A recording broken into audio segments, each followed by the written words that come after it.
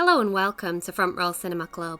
Anthology horror films, what's not to love? Don't like the story you're watching? Another one will be along in 10 minutes. There was an explosion in anthology horror films during the 1970s, and that was thanks largely to this man, Milton Subotsky, who with his partner, Max J. Rosenberg, formed Amicus Studios. In 1981, Subotsky produced this film, The Monster Club, and that's what we're going to look at today. Front Row Cinema Club favourites Christopher Lee and Peter Cushing both turned down roles in this film, no doubt believing that it would turn out to be a hot piece of shit. But we do get Vincent Price, John Carradine, and Donald Pleasance, so swings and roundabouts. Let's get into it. We begin on this entirely convincing street set. John Carradine is playing a fictional version of the real-life horror author R. Chetwynd-Hayes. He gets bitten by a vampire played by Vincent Price, but only a little bit, not enough to turn him into one of the undead. John has a very casual attitude towards his attack. Personally, I'd like to at least be taken for a meal before this sort of thing. It's quite interesting actually, because you don't often see male vampires biting male victims. Normally it's sort of implied because of the sexual connotations. It's quite forward thinking for the Monster Club. After all that sordid business is over with, Vincent takes John to the Monster Club. Get ready for the 1980s. You know how everyone goes mental because George Lucas took out the werewolf from Star Wars and replaced it with a more convincing and appropriate alien? I'd like to see someone do that for this film because what the f*** is this? Only joking. I appreciate the charm of old films and believe in preserving art as it was created by the artist. Don't come at me. So yeah, normally in these anthology horror films you get 4 segments, but we only have 3 in the Monster Club, and that's because we have to sit through these very 80s musical numbers instead. I don't know why 70-year-old Vincent Price would like to come and sit and listen to this music. It doesn't really seem like his scene, but I guess that's really none of my business.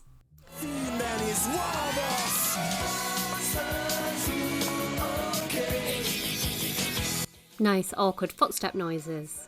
This guy knows his audience. He's all about spreading the message of monster supremacy. Right, anyway, let's get serious. Lesson time. What's this? Oh, that's a monster's genealogical chart. You see, first we have the primate monsters, vampires, werewolves, and ghouls.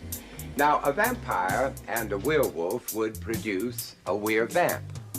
But a werewolf and a ghoul would produce a were-ghoul, but a vampire and a ghoul would produce a vam-ghoul. A were-ghoul and a were-vamp would produce a shaddy. Now, a were-ghoul and a vam-ghoul would produce a maddie.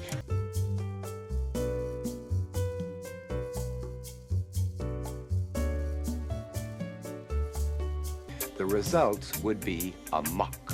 A muck? Frankly, that's just the polite name for a mongrel. Racism in the monster community. Really, all you have to do is remember the basic rules of monsterdom. Vampires sup, werewolves hunt, ghouls tear. Shaddies lick, maddies yawn, mocks blow. But Mocks blow. We begin our first segment.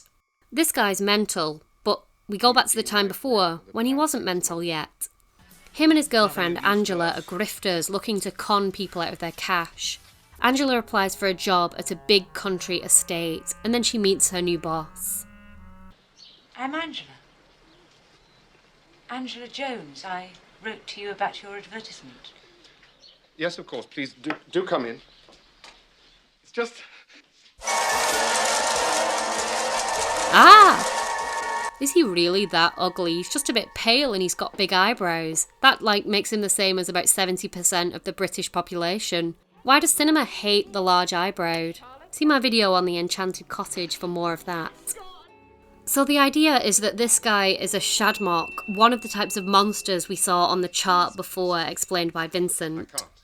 After she makes that whole scene about how ugly he is, Angela comes back the next day, which seems very presumptuous on her part, I'd say. Her job is to help this ugly, foul beast catalogue all of his various treasures.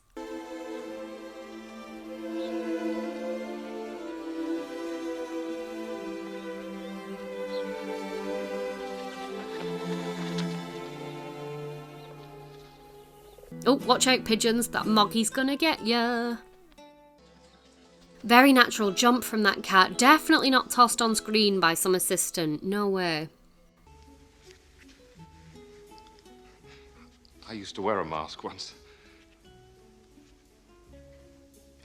But it was no use. It just made people curious. They had to see what was underneath, and then... It's much better to get over the shock right at the beginning. Mate, you're not that bad. I've even heard that centre parts are coming back in fashion with the Zoomer generation. You big nerd. I plucked these from Big Bird just for you. The ugly, lonely Shadmock starts getting infatuated with Angela. No!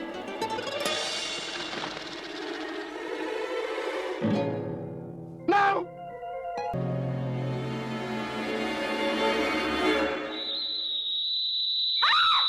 The Shadmock uses his scary whistle and melts the cat in vengeance.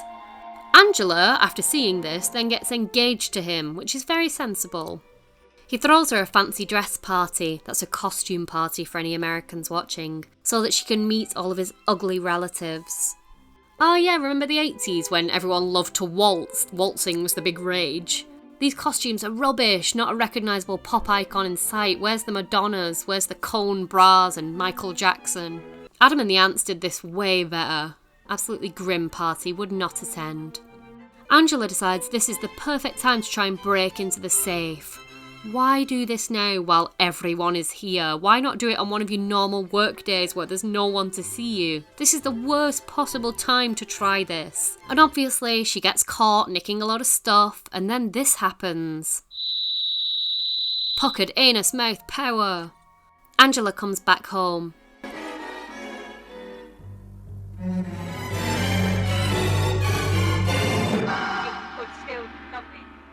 You could still love me. Very calm reaction there, fair play.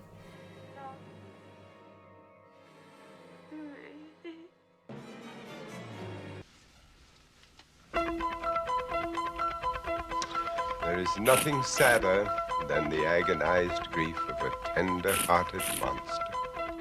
Okay, I can think of at least one thing sadder. A lady having her face melted off. Oh, boo-hoo, a lady was mean to me, so I melted her face. So sad for me. Another song. This singer is very into it. I can never take that away from him. Next, a vampire film producer introduces a clip from his latest feature film. Our protagonist here is this little boy. Very nice of the mother to lend him her best handbag for school. I do sympathise with this kid. That's exactly the same face I had on for the entirety of my career as a student. And then, again, now as a teacher. The best years of your life, my arse.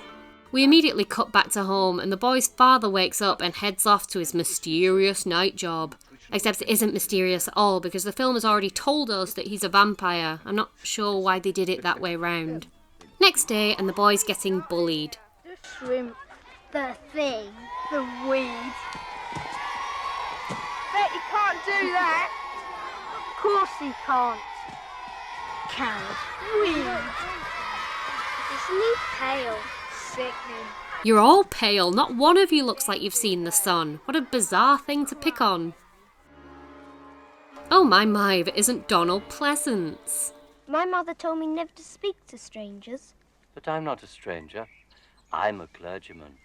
Would you... Oh God, a priest. Run, run, little boy. I hardly see my father. He sleeps all day and goes out at night. Where does he sleep? Downstairs. I've never been there. Why don't you go down there one day? He might wake up early and play with you. Wait till your mother goes out, then she needn't know. The boy takes the vicar up on his advice and goes down to his dad's secret room, and what does he find? Well, obviously his vampire dad in a coffin. We already knew that. He runs out and gets apprehended by Donnie. He and his mates are vampire hunters. Donnie P stakes the dad just as Mum comes home. Aside from the obvious pleasure of seeing the P-Man in action, always a treat, this is the weakest segment for me. It's got these little comic relief bits that don't really add anything.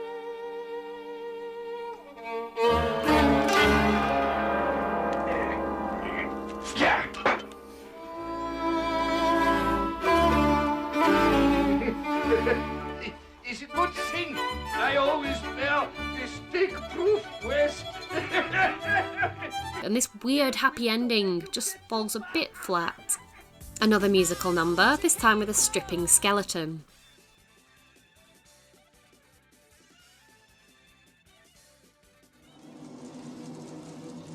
We move on to the final segment, and it's a movie within a movie. Cut!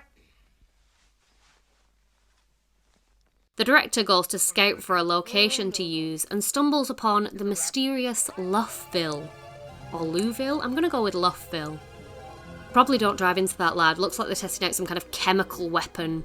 He arrives in this strange village and stumbles upon this friendly fella, played by Patrick Magee, the forgotten man of horror.